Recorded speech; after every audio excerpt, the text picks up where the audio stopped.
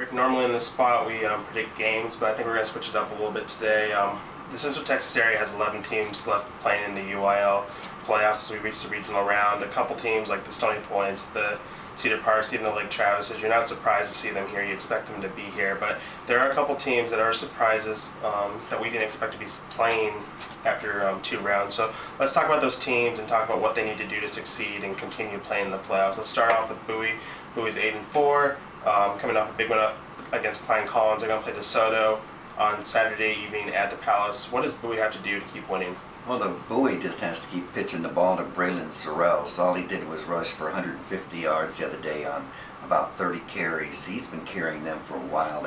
He was the main man against Westlake a few weeks ago when they won district. Their defense only allowed 16 points in this last game. The defense is going to have to maintain that pace. Bowie, after a 2-3 start, they just all they do is win. They've only lost 1 game in that period, so they've got the winning formula, and Jeff Abels has done a heck of a job as coach. I really like both Bowie and the way they're playing right now. They have a great kicker. We just talked about him in the game ball section. Their defense has forced 15 turnovers in the last 3 games. You saw what they did to Westlake and the way they dismantled them with their turnovers. And Braylon Sorrells has been playing really good. The key there is going to be their quarterback, Robbie Dickey.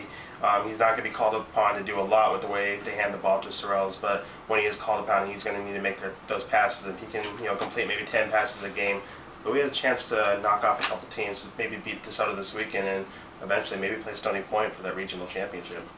Second team, we got Bastrop, a former district rival of Bowie. Bastrop is 9-3 this year. At the beginning of the season, we thought they'd be good, but they did struggle at times in the regular season. Let's go Bastrop. Let's go with Bastrop. Yeah. Bastrop's a little bit of a surprise, only because they didn't look good at the end of the season. But one of the people that I think has been real impressive is Robert Nunn.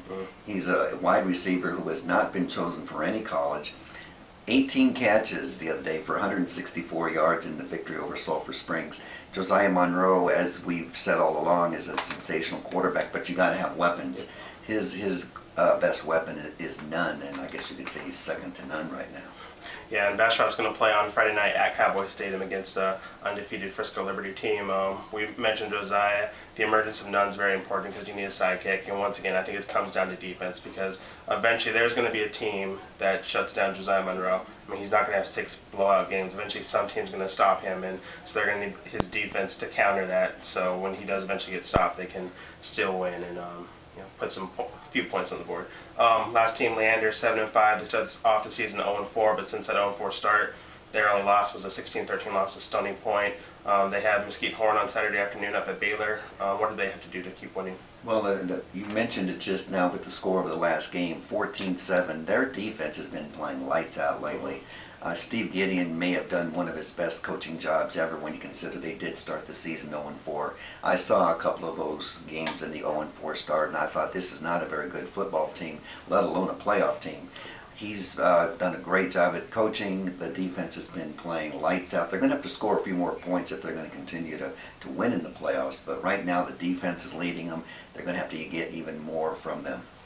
Leander, they are a little undersized, but they have had some success with the run. Jonathan Henderson a couple weeks ago had 300 yards rushing. Ricky Harper in the game earlier this season had a 300-yard gain. So I think that they can keep running the ball, keep playing defense. They've only allowed 1 touchdown in the playoffs. That's a recipe for success, and maybe they can win a couple more games. And if they keep winning, I think some postseason awards are in order because no one saw this coming after that start. All right, that's our regional playoff preview. We'll be back next week to talk more football, and thanks for joining us.